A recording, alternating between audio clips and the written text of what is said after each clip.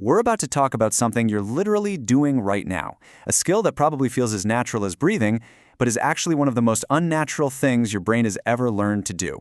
Yep, today, we're diving into the shocking science of reading. So let's just kick things off with a quick question. Do you think reading is a natural, baked-in human skill? Something like speaking or being able to see.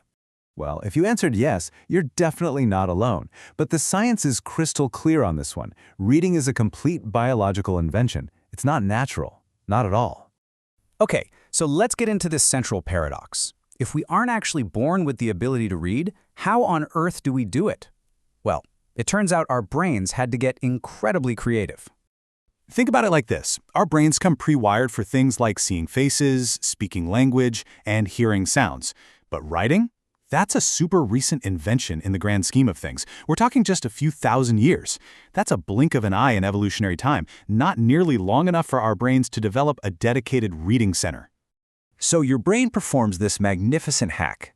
It creates what neuroscientists call a reading network, by basically borrowing and repurposing circuits that were originally meant for other things, like recognizing objects or processing sounds.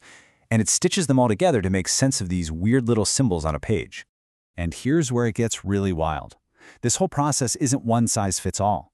The specific language you learn to read physically changes how your brain wires itself up. This is just a brilliant illustration of the brain's amazing adaptability. If you read an alphabetic language, like English, your brain forges these super strong connections to its auditory circuits, so you can link letters to sounds. But if you read a logographic language, like Chinese, where a whole symbol represents an entire meaning, your brain has to lean much more heavily on visual memory and object recognition areas.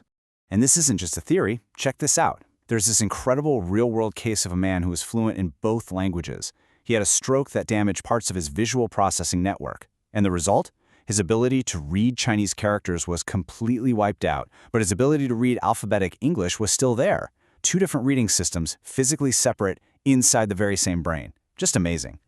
Okay, so this rewiring doesn't just stop at, processing text.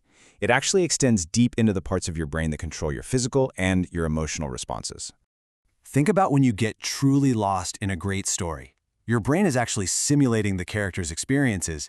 It doesn't just process the information, it lives it, which triggers this profound response in both your mind and your body. And there's a fascinating scientific reason for that feeling. When a character in a book feels pain, or maybe nausea, your brain activates the exact same neural networks that are responsible for those physical sensations in your own body. Scientists call these gastromotoric processes. So in essence, that gut-wrenching feeling you get during a really tense scene, that's not just in your head. Your brain is literally firing up the circuits for that physical discomfort. It makes deep reading a powerful, almost biological, training ground for empathy.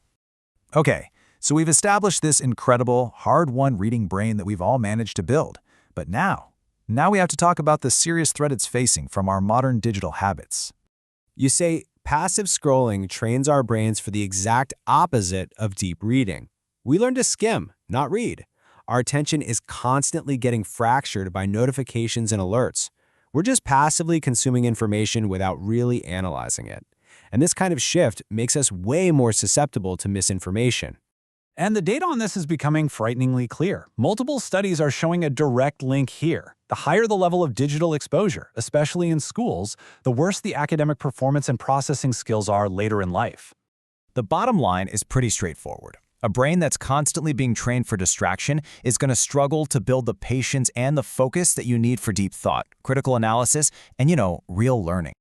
So, all of this brings us to what's probably the most important part of our explainer today.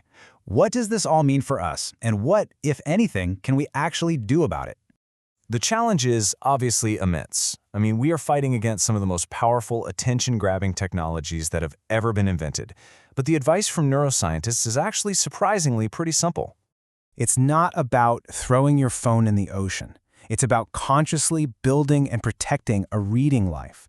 It's about carving out the time and space for the kind of deep, immersive reading that built our analytic brains in the first place. And the strategy? It's the simplest, most beautiful one you can imagine. It really starts with us, parents, teachers. We have to model this behavior. You have to immerse yourself and your kids in reading. Read to them for sure, but even more importantly, you have to love it yourself. That passion, that's what's contagious. Ultimately, reading is so much more than a skill. It's a technology for rewiring our own minds. By choosing to read deeply, we are choosing to build more empathetic, more analytical, and more focused brains. We are choosing who we want to be. The real question is, in a world of endless scrolling, what choice will you make?